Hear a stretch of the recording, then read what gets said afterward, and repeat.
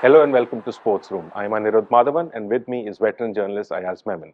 On this episode, we're going to be talking about the ongoing Asia Cup and the 15-man squad that India have announced for the World Cup.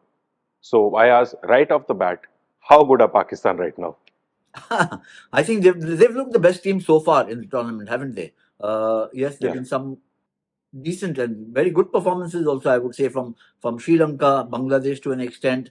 Afghanistan came close to pulling off an upset win. Didn't happen for them, but and India batted well against Pakistan. But if you look at what we've seen so far in the Asia Cup, Pakistan have looked a couple of notches higher than all the other teams, and especially in the bowling. I think this is really something which will cause concern not just to teams playing in the Asia Cup, but others who are waiting to join in the World Cup, because this is a very spicy, very potent bowling attack that Pakistan have revealed in this Asia Cup, and this is the same kind of attack which is going to be, batsmen are going to be confronting in the World Cup. So yeah, so far they've looked really the best of the teams playing in this tournament. Yeah, so we're talking about the Asia Cup. It's been a rain affected tournament, and ideally, we haven't been able to see India play as much as we would have liked it. But of what you've seen, do you think this looks like a side that's ready to play a home World Cup? I mean, it's we've had too little evidence to judge. It's just been one match where they didn't even get a chance to bowl. So we'll probably know over the weekend. There's a big match coming up against Pakistan, and then there are a couple of games further. So we'll know a little better. But I liked what Ishan Kishan, the way he batted in the previous match. I thought the onus was on him, the pressure was on him to deliver. He did that. I think Pandya showed why he could be perhaps, or he is the most valuable player in limited overs cricket for India, because he can both do wonderful things with bat and ball. But yes, I mean, Rohit and Virat not getting runs was a matter of concern, or is matter of concern at least for this tournament. And then if they don't get runs quickly enough, then it spills over into the next tournament, which is actually the World Cup.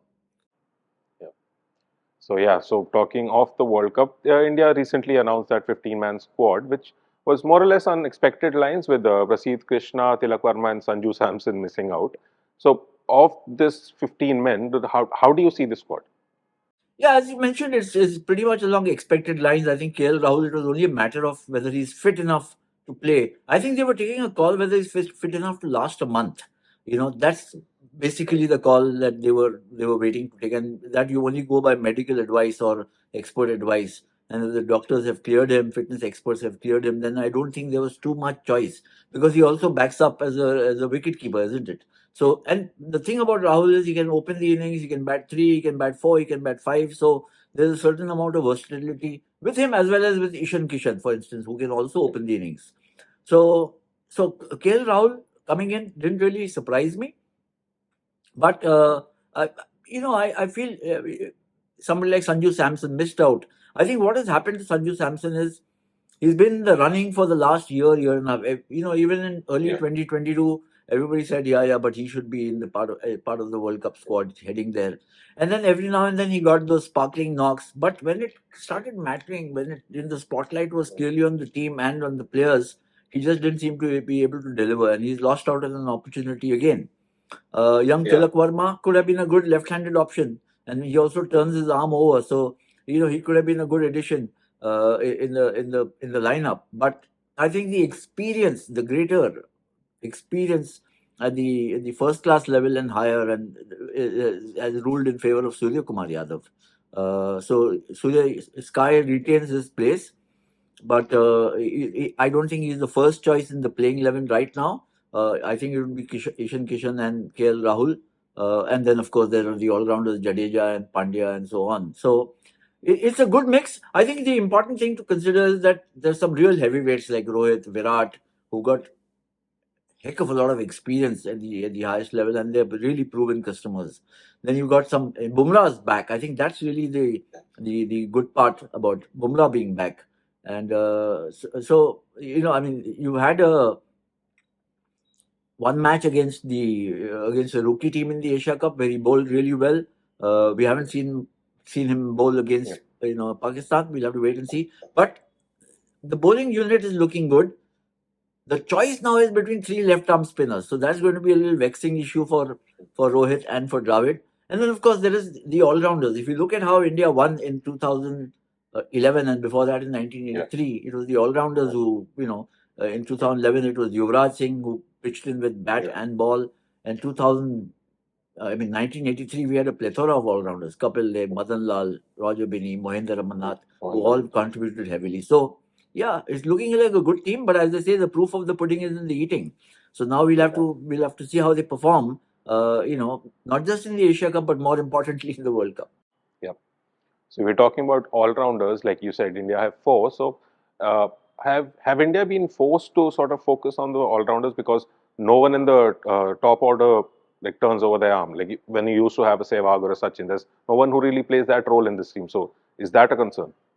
That's an issue. I mean, that's one of the reasons why you've got so many all rounders. You're loaded with three left arm spinners, and two of whom are all rounders, Jadeja and Akshar. Then you've also got Shardul. You've kind of tilted towards him because he can also bat. Because the others, Bumrah, Shami, and Siraj, are your genuine tailenders. So yes, the absence of in the 2011 World Cup, as you rightly mentioned, there was Viru Sehwag, there was Sachin Tendulkar. These were guys who were pitching in with the ball 4-5 overs whenever needed, and that's such a it's such a important thing to have in your team. That's where England have actually done well. Also, if you remember, in 2019 they've got Ben Stokes, they've got Moeen Ali, they've got Adil Rashid, who's basically a bowler but can bat a bit, and so on. Chris Wokes. So all rounders are becoming the flavor of limited overs cricket, whether it's T20 or ODIs. Hmm. So speaking of all-rounder, not really a traditional all-rounder, but if you assume that Rahul is good to go for the whole duration of the tournament, is he your first choice keeper then, or would you play him as a batter and include Ishan? Now this is going to be the big issue because you can't just keep packing, just add batsmen. See, I think the luxury of having Jadeja and Pandya kind of eases the pressure on having more and more batting, more batsmen, more batsmen. So I think that we'll have to wait and see how these, because now Rahul hasn't played in the Asia Cup. Maybe he will on Sunday. We don't know. Maybe he will not. But Ishan Kishan has taken a giant step ahead because he's played the match, made runs. I think they'll just play it by ear between the two of them. There is a possibility that both could be included, but yeah, I mean, if it comes to between the two of them, it's not an easily resolved issue. So staying on the middle order, we've picked Surya Kumar Yadav, who has been a pale shadow of his T20 self in this format. So is he more like a hope-based pick? He is. I think. Look, I think what's been with the case with Sky is that his T20 form has swung things so much in his favor to get an international cap. I mean, to the extent that he even went on to play a test match for India, and then everybody assumed that the T20 form will easily translate into ODI form, but that hasn't happened.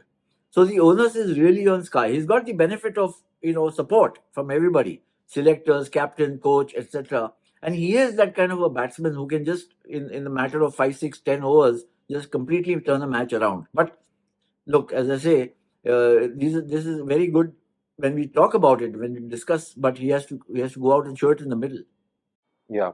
Also, like you pointed out earlier, left-arm spinners, we don't have a traditional off-spinner in the mix. Like we were talking about earlier about in one of the earlier episodes about Ashwin maybe being in the fray. Correct. But how will that play out? You'd assume that Kuldeep gets a game every time.